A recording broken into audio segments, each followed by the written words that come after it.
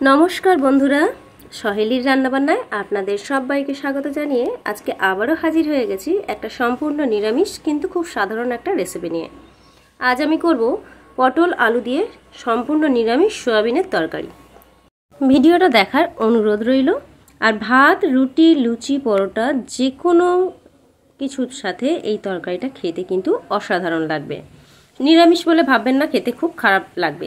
একবার হলেও এইভাবে বানিয়ে দেখতে পারেন, আশা করছি ভালো লাগবে। তো চলুন দেখে নেওয়া যাক আজকের রেসিপি।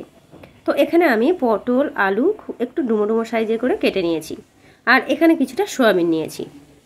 মশলার মধ্যে খুব সামান্য কিছু আদা আর কাঁচা লঙ্কা নিয়েছি, টমেটো নিয়েছি, এটাকে একটু পেস্ট করে নেব।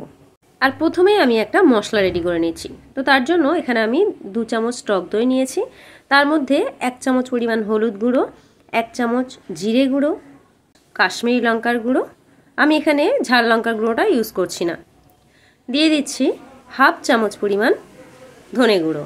এবারে খুব ভালো করে টক দইয়ের সঙ্গে মশলাগুলোকে মিশিয়ে নেব। আর এইভাবে আমি মিনিট 10 রেখে দেব। মশলাটাকে আগে ভিজিয়ে রাখলে তরকারির টেস্ট কিন্তু ভীষণ ভালো হয়। তো এদিকে আমার দইয়ের সঙ্গে সমস্ত মশলা মাখানো হয়ে গেছে।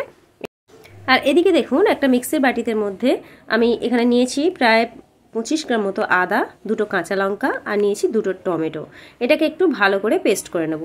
তো প্রথমেই আমি যেটা করব, সয়াবিনটাকে একটু জল দিয়ে ভালো করে ফুটিয়ে নেব। সয়াবিনগুলোকে একটু সিদ্ধ করে নিলে 5 থেকে 10 মিনিট নিলেই হবে। তো এটাকে আমি প্রথমেই একটু সিদ্ধ হতে বসিয়ে দিয়েছি। এবারে আমি গ্যাসে কড়া বসিয়ে দিয়েছি। কড়ায় বেশ অল্প পরিমাণে একটু তেল দিয়েছি। সয়াবিনগুলোকে সিদ্ধ করে এইগুলোকে একটু হাত দিয়ে ভালো করে নিংড়িয়ে রেখে দিয়েছিলাম। তো তারপরে দেখুন, সয়াবিনগুলোকে একটু অল্প করে ভেজে নিচ্ছি। সয়াবিনগুলোকে ভাজার সময় সামান্য একটু লবণ আর একটু হলুদ দিয়ে দিচ্ছি।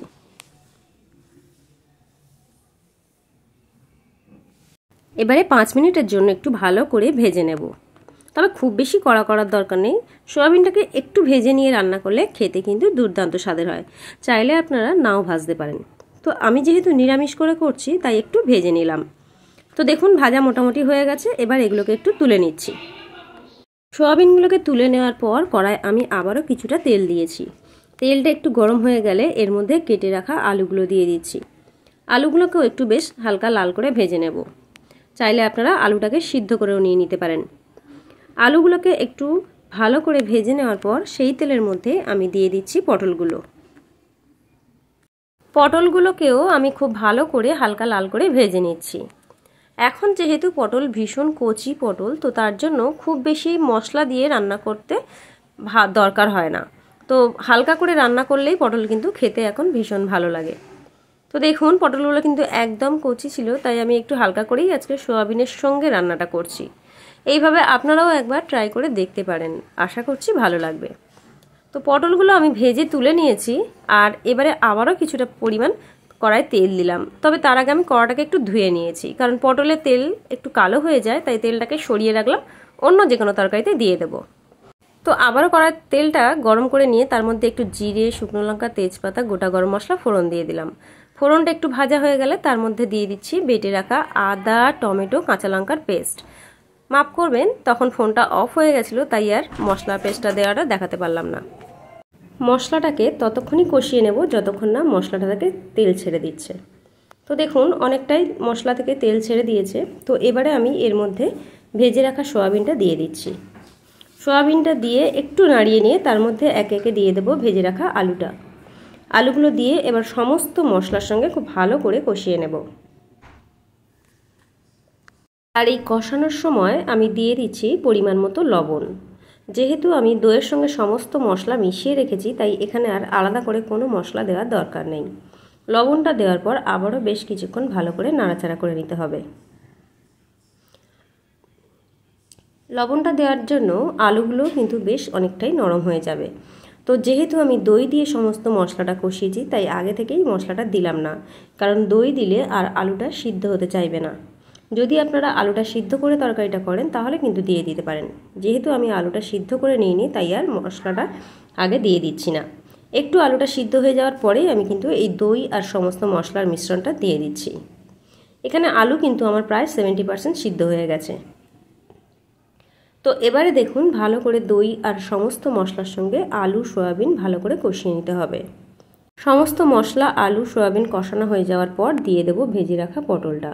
পটলটা যেহেতু একদম নরম হয়ে গেছিলো তাই খুব বেশি আগে দিয়ে দিচ্ছি না। তো দেখুন আবারও সমস্ত মশলার সঙ্গে পটলটা কষিয়ে নিচ্ছি। ভালো করে কষিয়ে নেওয়ার পর এবারে এর মধ্যে দিয়ে দিচ্ছি হালকা উষম গরম জল। চাইলে আপনারা ঠান্ডা জলও দিতে পারেন, আমি এখানে একটু হালকা উষম গরম জল দিলাম। যে কোনো তরকারিতে এই হালকা উষম গরম জলটা দিলে তরকারির টেস্ট কিন্তু খুব ভালো হয়। তো দেখুন আমি এখানে প্রায় 2 গ্লাস মতো জল দিয়েছি। একটু যেহেতু গ্রেভি থাকবে তার জন্য জলটা এরকম পর্যন্ত দিলাম। দেখুন জল ঢেলে দিয়েছি, এবার সামান্য একটু চিনি দিয়ে দিচ্ছি। যেহেতু এতে টক দই দিয়েছি তাই টেস্টের ব্যালেন্সের জন্য আমি অল্প একটু চিনি দিয়ে দিলাম, চাইলে চিনিটা আপনারা স্কিপ করতে পারেন। তো এবারে আমি মিনিট 15 ঢাকা দিয়ে রেখেছি। 15 মিনিট পর আমি ঢাকা খুলে আপনাদের দেখাচ্ছি। দেখুন তরকারি কিন্তু অনেকটাই রেডি হয়ে গেছে। আর যেহেতু এখনও অনেকটাই ঝোল রয়েছে তো আমি আরও একটু ঝোলটা ফুটিয়ে নেব। তো আলু কিন্তু একদম পুরোপুরি সিদ্ধ হয়ে গেছে।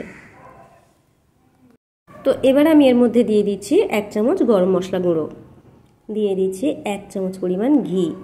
যেহেতু নিরামিষ তরকারি একটু ঘি গরম মশলা দিলে তরকারি কিন্তু খেতে ভীষণ ভালো লাগে। চাইলে ঘিটা আপনারা নাও দিতে পারেন, তবে ঘিটা দিলে তরকারির টেস্ট কিন্তু আরও দুর্দান্ত হয়। তো এবার আমি স্ট্যান্ডিং টাইমে রাখার জন্য 5 মিনিট ঢাকা দিয়ে রেখে দিলাম, গ্যাস বন্ধ করে দিয়ে। তো দেখুন তরকারি আমার একদম রেডি হয়ে গেছে। তো কেমন লাগলো আজকের এই হালকা নিরামিষ রান্নাটা অবশ্যই কিন্তু কমেন্টস করে জানাবেন। আজকের ভিডিওটা ভালো লাগলে প্লিজ একটু লাইক কমেন্ট শেয়ার করবেন। যারা নতুন দেখছেন তাদের কাছে অনুরোধ রইল আমার চ্যানেলটিকে একটু সাবস্ক্রাইব করে নেওয়ার জন্য। আর যারা সাবস্ক্রাইব করে দিয়েছেন তাদেরকে তো অসংখ্য ধন্যবাদ জানাচ্ছি। আর নিত্য নতুন রেসিপি দেখার জন্য আজই কিন্তু সহেলির রান্নাবান্না চ্যানেলটিকে সাবস্ক্রাইব করে নেবেন। তো দেখা হচ্ছে আবার কোনো নতুন ভিডিও নিয়ে। ভালো থাকবেন, সুস্থ থাকবেন। ভিডিওটা দেখার জন্য অসংখ্য ধন্যবাদ।